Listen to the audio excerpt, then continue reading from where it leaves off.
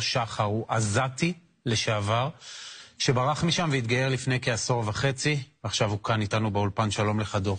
שלום ירון. כשאנחנו רואים את זה כישראלים, רואים את החמאס שטבח בתושבים שלנו, אתה אומר ששום דבר לא הפתיע אותך בעצם, נכון? אתה יודע מה, כואב לי כבר שנים אני מדבר עליהם. מה הם בכלל? מה הם מסוגלים לעשות? אף אחד לא יקשיב לי. כולם אמרו 95% שהם בסדר, רוצים לחיות, רוצים שלום, ורק איזה אחוז שעושים בעיות. אתה מדבר על אחוזים. כמה מהאוכלוסייה בעזה בעצם, כי אתה שומע גם את המנהיגים, שמעת את מקרון, שמעת את נשיא ארצות הברית, שאומרים צריך להפריד בין חמאס לבין אזרחים, שבסוף אזרחים רוצים מים, רוצים אוכל, רוצים לחיות.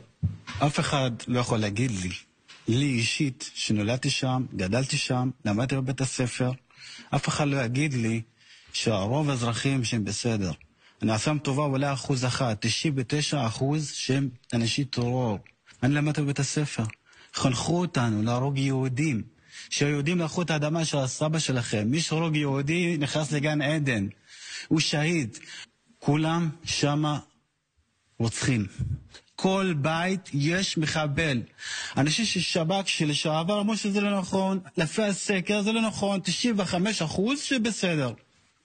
זה לא נכון. תגיד, יש לך משפחה שם עדיין? כן. אין לי קשר, לא. אין לך קשר. לא.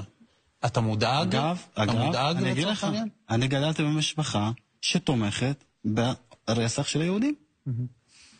אבא שלי עבד 27 שנה בארץ, ושעה בגוע יום היופי, ברוך השם, סוף סוף כולם ימותו.